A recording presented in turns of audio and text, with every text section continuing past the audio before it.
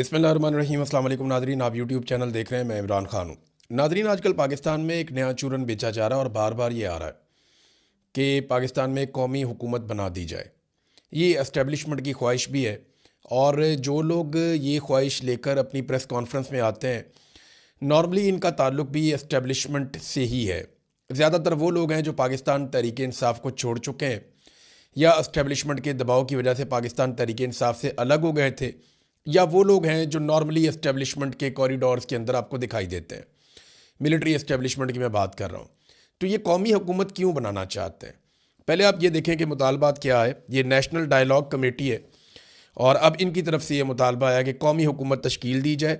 नवाज शरीफ, जरदारी, इमरान खान, फजल रहमान और दीगर जितने अकाबरीन हैं उन सबसे मशवरा किया जाए और कौमी हुकूमत बना दें। सबको मिलाकर सियासी दर्जा हरारत कंट्रोल करने के लिए डायलॉग की हमायत की जाए और ये एस्टेब्लिशमेंट हमायत करे डायलॉग की, ये सियासतदानों के डायलॉग करवाए और सियासी असीरान की रिहाई भी अमल में लाई जाए। जो कैदी हैं जिनको अंदर डाला हुआ है उनको भी बाहर निकाला जाए।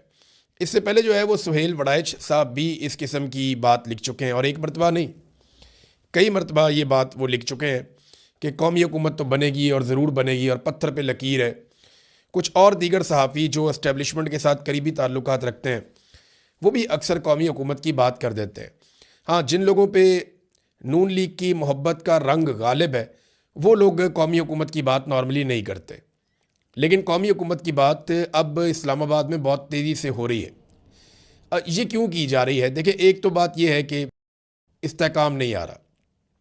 इमरान खान साहब ने जेल में बैठकर भी सियासी इस्तेहकाम पैदा नहीं होने दिया और ये इमरान खान साहब की कामयाबी है। अपोजिशन यही करती है कि पॉलिटिकली अगर उनके साथ ज़्यादती हुई है तो वो ज़्यादती के ख़िलाफ़ आवाज़ उठाएं और पाकिस्तानी बात मान नहीं रहे, बल्कि पाकिस्तान छोड़ कर जा रहे हैं। सोशल मीडिया है, बहुत सारी कंपनियां पाकिस्तान छोड़ कर जा चुकी हैं। अभी कल ही एक और मल्टीनेशनल कंपनी है वो पाकिस्तान, मित्सुबिशी, वो छोड़ के चली गई और एक के बाद एक बैनुल अक़वामी कंपनियां पाकिस्तान को छोड़ के पाकिस्तान से फ़रार हो रही हैं और ये लगातार हो रहा है। इसका नुकसान जनाब पाकिस्तान को हो रहा है। जनवरी 2026 तक 125 सरमायाकार कंपनियां पाकिस्तान से निकल गई। कंपनियों का ताल्लुक बरतानिया से है, यूएई से है और दीगर कई ममालिक से है और एसईसीपी ने तमाम कंपनियों की फहरिस्त भी जारी कर दी है। ये पाकिस्तान का सरकारी डाटा है जो ये बता रहा है, जो बात मैंने आपको बताई। नंबर 2, दहशतगर्दी काबू नहीं आ रही, सियासी इस्तेहकाम नहीं हो रहा, सरमायाकारी आने के बजाय पाकिस्तान से निकल रही है। तो पाकिस्तान की मिलिट्री एस्टेब्लिशमेंट ने ताल्लुकात तो ट्रंप से बना लिए, शहबाज शरीफ के ज़रिए बड़े ठीक ठाक जूते पॉलिश भी किए गए, लेकिन उससे कोई माली फ़ायदा नहीं हुआ पाकिस्तान को। पाकिस्तान में इस्तेहकाम आया नहीं माशी तौर पे, ख़ास तौर पे। तो अब ये सोच रहे हैं कि हम एक कौमी हुकूमत बना लेंगे। मेरे ख्याल में ये अगर एक बात सोचे ना कि हम बीच में से निकल जाएं, मिलिट्री एस्टेब्लिशमेंट बीच में से निकल जाए और एक आज़ाद इलेक्शन कमीशन पाकिस्तान में इलेक्शन करवा दे और जो हुकूमत आए वो पाकिस्तान को चलाए, तो पाकिस्तान 2-3 साल में सेट हो जाएगा। ये जो कौमी हुकूमतों के फार्मूले, फलाने ढिमकाने, ये जब तक जर्नैल ऊपर बैठे रहेंगे ना तो इनकी अकल थोड़ी है। ये लंबे बूट पहनते हैं और इनकी ज़िंदगी और तरह की है, इनकी तालीम और तरह की है, इनकी तरबियत और तरह की है। ये लड़ने में बड़े शानदार हैं, वहाँ पे ये हमारे हीरोज़ हैं, लेकिन जब ये मईशत के मैदान में आते हैं, बाकी चीज़ों में आते हैं, वहाँ नाक कटवा देते हैं। लिहाजा जब तक ये ऊपर बैठे रहेंगे गवर्नेंस ऐसी ही मजाक बनी रहेगी और पाकिस्तान के साथ ये प्रॉब्लम रहेगा। तो चाहे आप जो मर्जी हुकूमत बना लें। मैं मिसाल देता हूँ आपको याद होगा 2022 की बात है, जब इमरान खान साहब की हुकूमत गिराई गई तो एक कौमी हुकूमत तश्कील दी गई थी। उसमें पाकिस्तान तहरीक इंसाफ के अलावा सारी जमातें थी। कोई जमात उन्होंने ऐसी नहीं छोड़ी जो हुकूमत का हिस्सा नहीं थी, सारी हुकूमत में थे। सिर्फ तहरीक इंसाफ को अकेले को बाहर रखा था। तो एक कौमी हुकूमत इन्होंने बनाई और उस हुकूमत ने रिकॉर्ड लगा दिए महंगाई के, बेरोज़गारी के और कर्ज़ों के और पाकिस्तान के अंदर मईशत की तबाही के, इंसानी हकूक़ की पामालियों के और दहशतगर्दी के बढ़ते हुए वाक़यात के।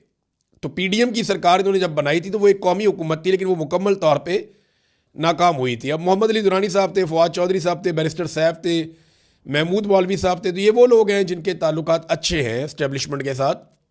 बैरिस्टर सैफ पे ये इल्ज़ामात लगते रहे, वो पाकिस्तान तहरीक इंसाफ में अली अमीन गंडापुर के कैबिनेट का हिस्सा थे, लेकिन सुहेल आफरीदी ने उनको नहीं लिया और ये पाकिस्तान तहरीक इंसाफ कहती रही कि इनके ताल्लुकात एस्टेब्लिशमेंट के साथ बहुत अच्छे हैं। अब वो ये एक नया फार्मूला लेकर आए हैं, देखते हैं इसमें क्या होता है, क्योंकि एस्टेब्लिशमेंट एक के बाद एक खेलती है, लेकिन जो अपना काम है वो ये नहीं करते। यहाँ पे बदकिस्मती से एक वीडियो सर्कुलेट हो रही है और ये BLA ने किया है, जो बलूचिस्तान लिबरेशन आर्मी है, कलअदम तंजीम है। उन्होंने पाकिस्तान के फ़ौजी जवानों की वीडियो जारी कर दी है। ये फ़ौजी जवान उन्होंने पकड़ लिए थे, जबरी तौर पे उन्होंने गिरफ्तार इनको कर लिया था। जबरी गुमशुदगी, जबरी तौर पे लापता करना, ये ऐसे ही होता है। तो इन्होंने जनाब इनको पकड़ लिया था बगैर किसी कानून के, और ये एक गैर कानूनी काम उन्होंने किया BLA ने। और इन मजबूर फ़ौजियों की अब वीडियोज़ जारी की जा रही हैं और वो काफ़ी दुखी दिखाई दे रहे हैं, बल्कि कुछ फ़ौजी तो बहुत परेशान दिखाई दे रहे थे। मैं वो कहना नहीं चाहता, फ़ौजी यूनिफॉर्म के अंदर कोई आदमी इतना कमज़ोर दिखे तो अच्छा नहीं लगता, ये बहुत नामुनासिब है। और इसमें उनके मुतालबात जनाब वो कहते हैं मंजूर ना किए गए तो खुदा न खास्ता वो कत्ल कर देंगे। ये बड़ी अलार्मिंग सिचुएशन है। वो बार बार वीडियोस जारी कर रहे हैं। पाकिस्तान एक एटॉमिक मुल्क है और पाकिस्तान के अंदर से ही वीडियो जारी हो रही है और पाकिस्तानी फ़ौजी एहलकारों को जो है वो यरगमाल बनाया गया। इनका ताल्लुक़ पंजाब से और खैबर पख्तूनख्वा से है, जो मैंने फ़ौजी एहलकार देखे, बड़ा अफसोसनाक है। तो इनकी रिहाई के लिए फ़ौरी तौर पर इकदाम होने चाहिए। फ़ौरन एक हंगामी ऑपरेशन करना चाहिए ताकि ये ड्रामा बंद हो। और ये वीडियो देखें, अगर खैबर पख्तूनख्वा से आती ना तो हम सबको अंदाज़ा है फिर क्या होना था। लेकिन क्योंकि ये बलूचिस्तान से आ रही है तो बलूचिस्तान की तरफ पाकिस्तान की एस्टेब्लिशमेंट ज़्यादा तवज्जो देती नहीं है। देखिए, एक और चीज़ भी इंटरनेशनली आई है और वो पूरी दुनिया के अंदर जनाब वो फैल रही है बात के, और यूरोपीय अखबारात बाकायदा लिख रहे हैं इसे। फ्रांस के अंदर लिखा गया, और जगहों पे भी ये बात छपी है और डिस्कस हो रही है। और एक ओपन सीक्रेट है कि पाकिस्तान में जो है वो मंशियात का कारोबार बढ़ता जा रहा है और बैनुल-अक़वामी मीडिया इस तरीके से पोर्ट्रे कर रहा है कि पाकिस्तान दुनिया में मंशियात का नया हब बन गया है, क्योंकि अफ़गानिस्तान की जो हुकूमत है उसने इसे कंट्रोल किया है। अब चंद सवाल आते हैं, मैं आपके सामने रखता हूँ। वो कौन है जो मंशियात से पैसे बना रहा है? आम लोग तो इतने ताकतवर नहीं होते, और मंशियात का ये सारा कारोबार बॉर्डर्स के इलाकों में होता है। तो बॉर्डर्स के इलाकों में ताकत किसके पास है और कंट्रोल किसका है? एक और चीज़ ये है कि पाकिस्तान अफगान बॉर्डर पे ये सारा कुछ कौन कंट्रोल कर रहा है? ये बैरून मुल्क जो पाकिस्तान से मंशियात जा रही है, ये कैसे जा रही है, इसकी ट्रांसपोर्टेशन कैसे होती है? फिर रोज़ाना अफगानिस्तान से हज़ारों माहिर वर्कर्स पाकिस्तान में दाखिल होते हैं जो मंशियात का काम करते हैं। यानी ये आम आदमी नहीं कर सकता। आम लेबर जो है ये मंशियात के खेत में काम नहीं कर सकती। आम लेबर जो है वो इसकी प्रोसेसिंग नहीं कर सकती। ये बड़े माहिर लोग होते हैं। ये हज़ारों की तादाद में बॉर्डर क्रॉस करके पाकिस्तान रोज़ आते हैं। इनको कौन आने देता है? कौन इन्हें रास्ता देता है, परमिट देता है अंदर आने का? और ये रोज़ाना काम करके वापस चले जाते हैं। तो ये, और मैंने ये चीज़ खुद देखी है। और ये जो फैक्ट्रियाँ बनी हुई हैं जहाँ पे मंशियात तैयार होती है, उन फैक्ट्रियों को कौन तहफ़्फ़ुज़ दे रहा है? फिर ये माल कैसे पाकिस्तान के अंदर ट्रैवल करता है और पाकिस्तान से बाहर स्मगल होता है? ये वो सवालात हैं जिनका जवाब अभी तक नहीं दिया गया। तो पाकिस्तान की एस्टेब्लिशमेंट को इन चैलेंजेस का सामना है। ख़ास तौर पे अपने जो मिलिट्री के लोग हैं उन्हें फ़ौरी तौर पे रिहा करवाया जाए ताकि बददिली ना फैले।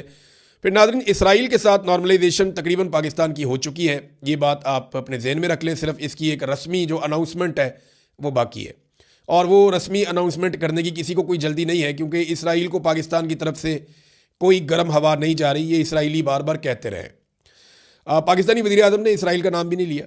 फ़लस्तीनी बच्चों के जो कत्ल हुए उनका नाम भी नहीं लिया।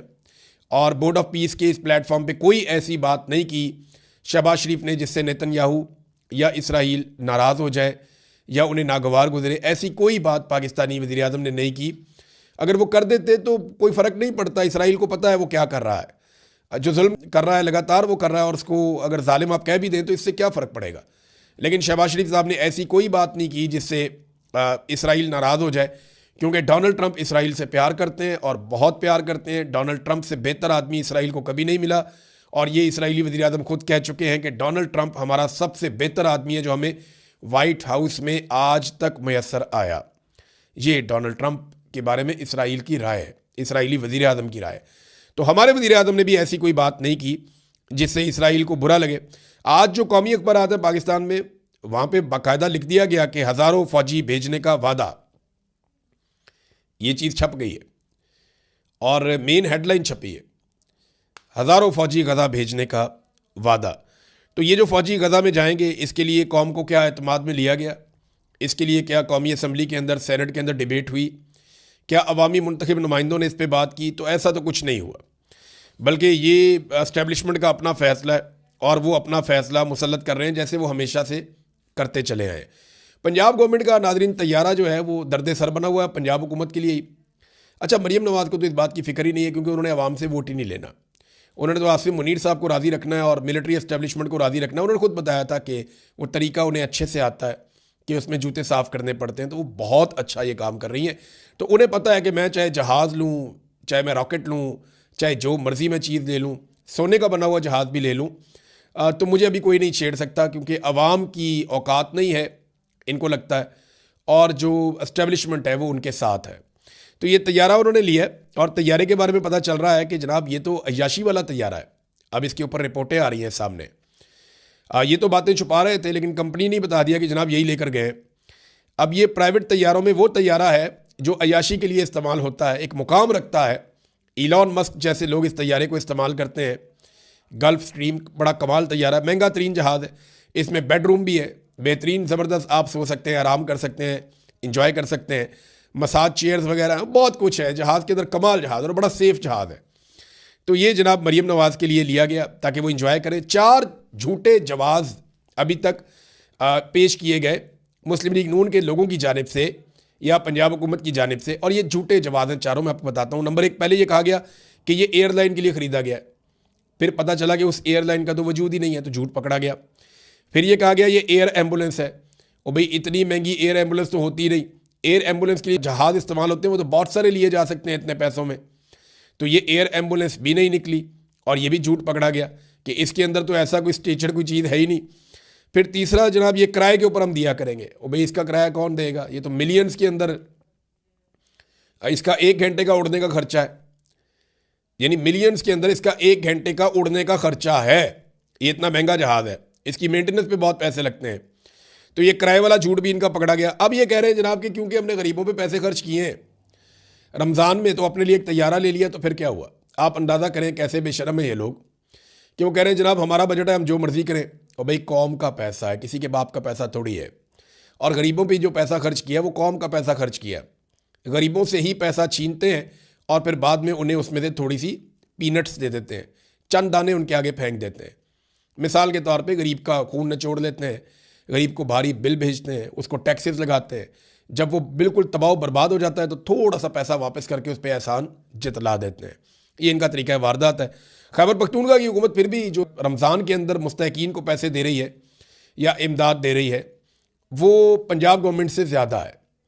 यहाँ पे 10,000 है तो वहाँ पे 12,500 है, तो वो फिर भी ज़्यादा इमदाद दे रहे हैं गरीब सूबा होने के बावजूद। और एक चीज़ मैं आपको और बताऊँ, ब्यूरोक्रेसी पर पंजाब में नई नवाजिशात शुरू हो गई हैं और नई गाड़ियों की भी एक कमाल किस्म की पॉलिसी आ गई है। अफसरान जो है वो अब ज़्यादा लग्जरी और ज़्यादा आसाइश वाली गाड़ियाँ, ज़्यादा महंगी गाड़ियाँ बड़ी तादाद में इस्तेमाल कर सकेंगे। उनकी तादाद भी बढ़ गई है और अनलिमिटेड पेट्रोल भी उनको मैसर रहेगा। फैमिली भी गाड़ियाँ इस्तेमाल करे, खुद भी गाड़ियाँ इस्तेमाल करें, अनलिमिटेड पेट्रोल भी है, मौजा ही मौजा। तो ये पंजाब की ब्यूरोक्रेसी के लिए ज़बरदस्त पॉलिसी आई है और उन्हें बहुत मुबारक हो। और इसके अलावा जनाब अगर आप परसेंटेज के अंदर देखें कि गुर्बत में इजाफा सबसे ज़्यादा कहाँ हुआ है, तो ये सरकारी अदाद शुमार के मुताबिक पाकिस्तान में जिस सूबे में सबसे ज़्यादा गुर्बत में इजाफा हुआ है वो सूबा बलूचिस्तान नहीं है। बलूचिस्तान तो पहले ही बहुत गरीब था। वो सूबा जंगज़दा बलूचिस्तान या खैबर पख्तूनख्वा ये नहीं है। वो सूबा जो है वो पंजाब है। पंजाब में सबसे ज़्यादा गुर्बत के अंदर इजाफा हुआ है और लगातार इजाफा होता चला जा रहा है। लेकिन पंजाब के हुक्मरान अमीर हो रहे हैं, ताकतवर हो रहे हैं। पंजाब के हुक्मरान जो हैं वो आगे से आगे बढ़ रहे हैं, ज़्यादा से ज़्यादा आसाइशें हासिल कर रहे हैं। नाज़रीन, तहरीक इंसाफ की एक मैं छोटी सी बात आपसे कर लेता हूँ। तहरीक इंसाफ में शदीद मायूसी है।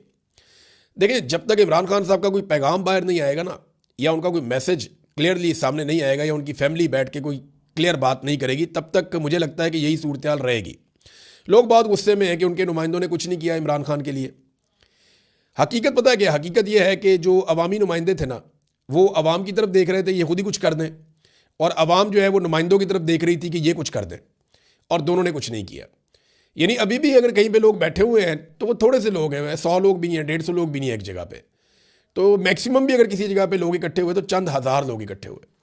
ये हकीकत आपको माननी पड़ेगी कि ग्राउंड पे पाकिस्तान तहरीक इंसाफ की कोई तैयारी नहीं थी, और ये जमात बहुत बुरी तरह एक्सपोज हुई है इमरान खान साहब की आंख की बीमारी के मामले पे, ये कुछ भी नहीं कर पाए, कुछ भी नहीं कर पाए।